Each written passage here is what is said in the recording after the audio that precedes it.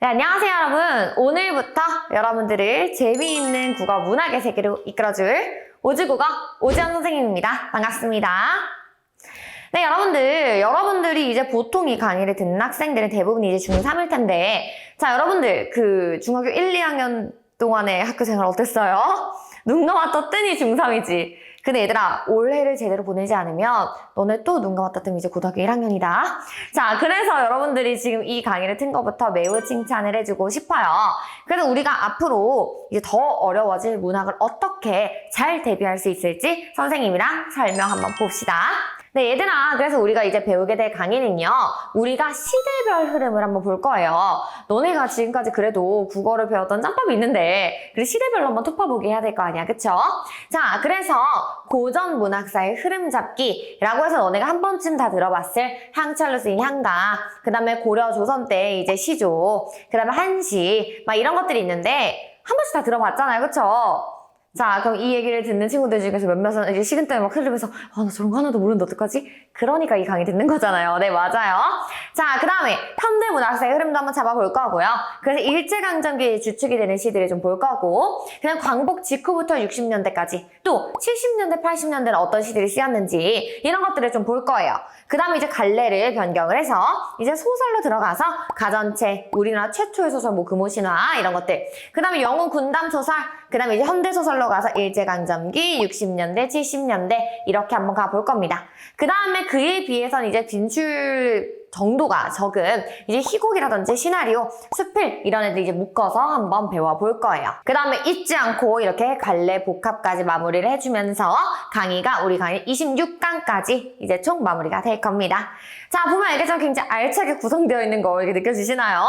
자, 그래서 우리는요, 시랑, 소설, 극, 수필 이렇게 문학 갈래를요, 시대별로 만나보는 강의예요. 자, 이제 와서 시가 뭐다, 소설이 뭐다 하긴 약간 지루하잖아, 그쵸? 그래서 우리가 이제 시대별로 이제 마스터를 해보겠다, 그런 강의입니다.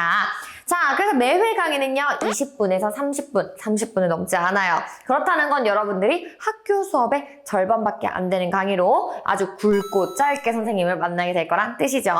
자, 그래서 앞으로 왜 공부를 이제 해야 되는지에 대해서 동기부여하는 시간 가져볼 건데요. 자, 중3의 공부를 마침내 라고 선생님이 삼행시를 지어봤어요. 왜냐면 여러분들이 사실 중1 때도 이제 나 중학교 1학년 입학 열심히 해야지. 그 다음에 이제 중학교 2학년 나 이제 자유학년제 끝났으니까 열심히 해야지. 그리고 지금일 거 아니야, 그쵸? 그래서 이젠 진짜 시작해야 되는 이유에 대해 선생님이 말을 해줄게요. 자, 일단 마지막 기회입니다. 자, 무슨 말이냐면요, 여러분들 초등학교에서 중학교는 한 2배 정도 어려워져요. 왜냐면 초등학교 때 사실 글자만 읽을 수 있으면 사실 풀 수 있는 문제들이 나왔잖아. 하지만 이제 고등학교 때 가면요, 이거 한 10배 정도 어려워진다고 생각을 하면 돼요. 왜냐면 선생님이 지금 고등학교 언니 오빠들도 가르치는데 고등학교 상위권 언니 오빠들일수록 막 전교권에 있는 친구들일수록 국어가 안정적으로 1등급이 나오기 힘들다는 얘기를 해요. 왜냐면 국어는요, 단순한 암기 과목이 아니기 때문이에요. 또 수학처럼 똑 떨어지는 과목도 사실 아니죠. 그렇기 때문에 다방면에 대한 이해를 바탕으로 해야 되기 때문에 지금부터 체계적으로 해야 되는데, 이걸 고등학교에 갑자기 올라가면 잘하게 될까요? 절대 아니죠. 자, 여러분들 지금 이렇게 손 놓고 있다. 고등학교 1학년 때 가서 이제 선생님들이 가장 1학년 때 많이 하는 말씀이 뭐냐면, 너네 이거 다 중학교 때 배웠지? 너네 중학교 때 이런 것도 안 배웠니? 이렇게 말씀하신단 말이야. 그럼 여러분들은 더 어떻겠어? 너무 당황스럽겠죠. 자, 그걸 지금부터 미연에 방지하자는 겁니다. 그래서 지금 마지막 기회이기 때문에 지금 올해 정말 최선을 다해서 공부하셔야 돼요. 자, 그 다음에 침착하게 매일 공부하는 습관 형성. 자, 얘들아, 우리가 고등학교 때 가면요, 이제 모의고사를 봐요. 근데 모의고사 한 번 볼 때마다 막 기분이 오락가락해. 그래서 오늘 안 되겠어. 오늘은 공부 쉬는 날이야. 이렇게 되는 친구들이 있어요. 지금부터 그런 주변 환경에 흔들리지 않고 혼자 오롯이 책상에 앉아서 공부하는 연습, 습관 지금부터 들여야 됩니다. 그러면서 공부를 언제 하는 시간에, 몇 시간과 혹은 쉬는 시간을 얼마 정도 두는 게 나한테 제일 알맞는지 그런 방법을 지금 찾는 시간이라고 보면 될 것 같아요. 자, 그 다음에 내신 대비 중요성. 자, 여러분들 중학교 2학년 때 내신 대비해봤잖아. 이제 중3 때는 등수 올려야지, 그쵸? 자, 그래서 내신 시험을 대비해야 되는 학년, 중학교 3학년이기 때문에 기출 스타일에 대한 파악도 중요해요. 그래서 이건 나중에 선생님이 기출 특강도 열어줄게요. 자, 그럼 이제 앞으로 국어를 어떻게 공부를 앞으로 할 건가요? 에 대해서 선생님이 얘기를 해줄게요. 자, 오작교가 되어주겠습니다. 자, 먼저 오작교. 5단계로 완성되는 튼튼한 국어 실력 쌓기. 이거부터 볼게요. 자, 국어 실력을 쌓는데 5단계로 완성을 시켜줄 거야. 일단 첫 번째는 아까 말했듯이 우리 시대별로 핵심 주제를 먼저 익히는 거예요. 자, 말했듯이 지금 우리가 듣는 이 강의는 시대별 핵심 내용을 보는 강의잖아요. 그래서 우리가 그냥 일제강점기라고 하면 당연히 저항의지겠지 라고만 단순하게 생각하는 경우가 많죠. 하지만 여러분들 생각과는 달리 완전히 순수함을 약간 추구했던 순수 서정시도 있었고요. 또 그냥 산업화 시대 문학이라고 하면 그냥 산업화 시대에 뭔가 안 좋은 거에 대해서 얘기하겠지 뿐만이 아니라 물질 문명으로 인해서 비인간화되어가는 인간성이라든지 아니면 그로 인해서 고통받는 다른 자연, 파괴 현상 이런 것도 얘기를 하는 경우가 있었고요. 그래서 그때마다 시대별로 우리가 관심을 가져야 되는 주제들이 있어요. 그걸 먼저 파악을 할 겁니다. 그 다음에 그거와 관련돼서 관련 작품의 본문을 공부해 볼게요. 이게 지금 두 번째 단계고요. 자, 그 다음에는요. 이 핵심 내용을 정리해주면서 끝나야 돼. 우리가 본문만 쭉쭉쭉쭉 읽으면 애들이 이게 그냥 눈으로만 익히고 머리 안 들어간 친구들이 있어요. 근데 그걸 이제 선생님과 함께 핵심 내용을 정리할 겁니다. 그 다음에 네 번째로는요. 문제풀이를 할 건데 얘들아 문제풀이는요. 선생님이 다 풀어주지 않을 거예요. 그럼 여러분들의 자립심이 떨어진단 말이야. 그래서 지금부터 약속을 하는 건 미리 문제를 풀어올 거예요. 그럼 그 중에서 선생님이 고난도라고 여겨지는 문제를 같이 풀어줄 거고 그 다음 마지막 5단계는 여러분들의 복습을 통해서 완성이 되겠죠. 자, 그 다음 뭐냐면요. 작품을 우린 따로따로 배우지 않고 어떻게 읽는지를 배울 겁니다. 자, 얘들아 따로따로 읽으면요. 어차피 우리의 뇌는요. 포화 상태라는 게 있잖아요.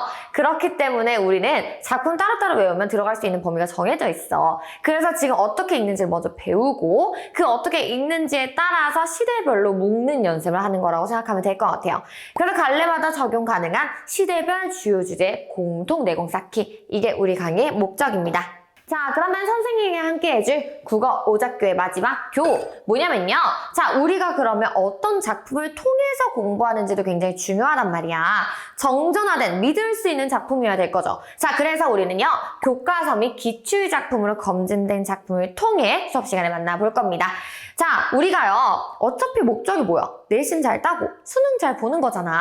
그럼 우리 교양 쌓는 시간 아니잖아요. 그렇기 때문에 우리가 다뤄야 되는 필수 지문들로 함께 공부를 해볼 겁니다. 자, 그러면 이제 이쯤 됐으면 여러분들이 궁금한 점이 있는데 이거 어떻게 질문하지? 싶을 거 아니에요? 그래서 선생님이 미리 추려봤습니다. 자, 첫 번째, 선생님 분명히 문학 중에서도요. 어떤 작품을 배웠는데 어떤 작품은 또 쉽고 어떤 작품은 어려워요. 분명히 똑같이 배웠는데 라고 하는 친구들이 있어요. 자, 그래서 우리는요. 항상 그냥 개별 작품들을 보기 전에요. 갈래별로 분석 방법부터 정리를 해야 한다고 선생님은 늘 얘기를 합니다. 자, 먼저 갈래별 개념이 잡혀 있고 그 다음에 그 갈래별 핵심 내용이 있고 표현 내용이 있잖아요. 그 다음에 우리가 이번에 배우는 시대별 주제까지 합쳐지면 아주 그냥 완벽한 마스터가 되겠죠. 자, 그 다음에 지금 현대 작품, 고전 작품 이런 거에 적용하는 연습을 하셔야지 이런 것들로 먼저 그냥 맨땅에 헤딩하실 생각하면 안 돼요. 먼저 이게 바탕이 되고 그거를 적용할 연습을 하셔야 됩니다. 자, 그 다음에 인강은 질문 못하지 않나요? 저는 적극적인 학생이어서 맨날 질문해야 된단 말이에요. 그래야 직성이 풀린단 말이에요. 하는 친구들이 있죠. 자, 선생님은요. 아주 관종이에요. 그래서 여러분들의 관심을 언제나 기다리고 있어요. 그래서 학습 문의 게시판에서 선생님과 언제든지 소통이 가능하니까 제가요 오늘 몇 강에 한 몇 번째 문학 지문에서 이런 부분이 이해가 잘 안 됐는데 거기 다시 설명해 주실 수 있나요? 혹은 선생님이 3번 문제만 풀어주셨는데 1번이랑 2번 문제가 저는 오히려 더 어려웠어요. 거기에 대해서 이제 답지 없는 부분도 설명을 듣고 싶어요. 하는 친구들이 있을 수 있잖아. 자, 이렇게 선생님과 소통할 수 있으니 걱정하지 말라는 거 꼭 얘기해주고 싶어요. 자, 그 다음에 혼자 하기는 힘들어요. 이거 한 줄 한 줄 다 읽어주실 수 있나요? 네, 맞아요. 선생님은요, 내용 정리뿐만 아니라 소설이나 극, 수필도 아주 장문으로 되어 있는 산문 문학도요, 다 한 줄 한 줄 읽어줍니다. 그래서 선생님이랑 같이 따라하면서 필기를 하다 보면 이렇게 문학을 읽어야 되는구나. 이렇게 독해를 해야 문제를 풀 때 더 용이하구나. 라는 게 이제 체득되는 시간을 경험할 수 있을 거예요. 네, 여러분들. 그래서 우리가 마지막으로 우리가 국어 수업 시간에 해야 될 약속 4가지 한번 살펴보고 오리엔테이션 맞춰볼게요. 자, 일단 첫 번째는요. 따뜻한 심장이에요. 자, 그럼 여기서 이제 이과 학생들 이렇게 얘기하겠죠? 원래 심장은 혈류가 돌기 때문에 따뜻합니다. 자, 그게 아니고요, 여러분들. 선생님 그런 이성적인 대답이 아니고 공부를 할 때는요, 어느 정도 과잉이입하는 것도 중요하다고 생각을 해요. 왜냐면 선생님도 중고등학교 때 그렇게 공부를 했고요. 또 지금 가르치는 학생들 중에서도 이제 막 볼 때, 선생님 이거 너무 잘 썼는데요? 아니면, 선생님 이거 너무 슬프네요? 하는 친구들이 오래오래 기억을 하더라고요. 그게 왜 가능한 거냐면 이게 머리로만 기억하는 건 한계가 있지만 우리가 그때 느꼈던 감정과 같이 기억하면 오래오래 가기 때문에 그래요.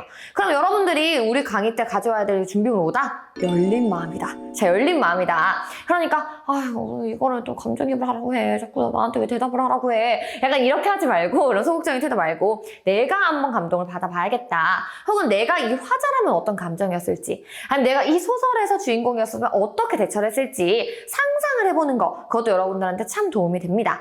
자, 두 번째는요. 똑똑한 두뇌. 자, 여기는 이제 2단계랑 3단계가 나와 있는 거고요. 선생님이라면 첫 번째 일단 강의에 오기 전부터 문제 풀어오기. 자, 그럼 이제 여러분들 중에서 이런 친구들도 있을 거예요. 아니 선생님 내신은요 범위 다 주고 공부해오라고 하는 건데 저는 어떻게 안 배운 작품 풀 수가 있어요. 자, 여러분들 근데 사실 중학교 때도요 중학 3쯤 되면 선생님들이 외부 지문을 섞어서 내신에 출제하는 경우가 많으세요. 그쵸? 자, 그것도 왜 그런 거야?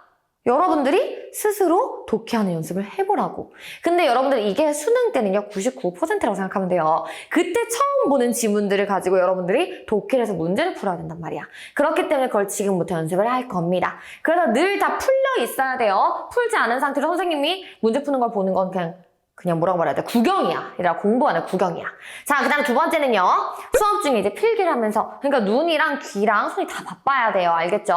그래서 나는 문제를 풀었을 때 이렇게 해석을 했는데 선생님은 똑같은 이 부분을 이렇게 해석하셨네. 아, 그럼 나도 앞으로 다음에 이런 방향성으로 가봐야겠다 하는 거 비교하라는 뜻이에요. 그다음 마지막 세 번째, 수업 후에는 항상 복습해야 됩니다. 복습을 10분 안에 해줘야 뇌가 80% 이상 기억이 나요. 알겠죠? 자, 그 다음에 세 번째, 이건 자신감이에요. 자, 여러분들 우리는 결국 마라톤을 해야 될 사람들이야. 언제? 고3까지. 그러니까 스스로 멘탈을 다지는 연습도 해주셔야 돼요. 자, 그렇게 지금 우리 멘탈 싸움에 단련되기 위해서 스스로 다독이는 연습할 겁니다. 오늘 내가 이렇게 세 문제나 틀렸네? 괜찮아, 내일 두 문제 맞으면 되지. 자, 그 다음 또 내가 오늘 좀 많이 틀렸네? 근데 어제보다 한 문제 더 맞았네? 그럼 됐어. 성장했어. 하면 스스로한테 계속 동기부여를 해줄 수 있는 자신감 가져봅시다. 자, 그 다음에 구두. 하루 한 강의씩 꾸준히 하는 연습해볼게요, 얘들아. 얼마나 예쁜 구두가 있든지 간에 내가 이거를 신고 걷지 않으면 목적지에 갈 수가 없어요. 그쵸? 그렇기 때문에 여러분들 오늘부터 하루에 작지만 꾸준히 한 강의, 두 강의라도 매일매일 듣고 복습하고 다음 강의 문제를 푸는 연습까지 합시다. 아까 말했지만 얘들아, 결국 승리하는 건 똑똑한 학생이 아니라 성실한 친구야. 알겠죠? 네, 여러분들. 자, 이렇게 선생님과 오리엔테이션 설명이 끝났는데요. 어때요? 우리 1강이 너무너무 기대되지 않나요? 선생님은 여러분들과 만날 생각이 너무 설렙니다. 자, 그럼 우리 1강부터 본격적으로 다음 강의부터 들어가 보도록 할게요. 자, 여러분들, 우리 다음 강의에서 만나요. 안녕!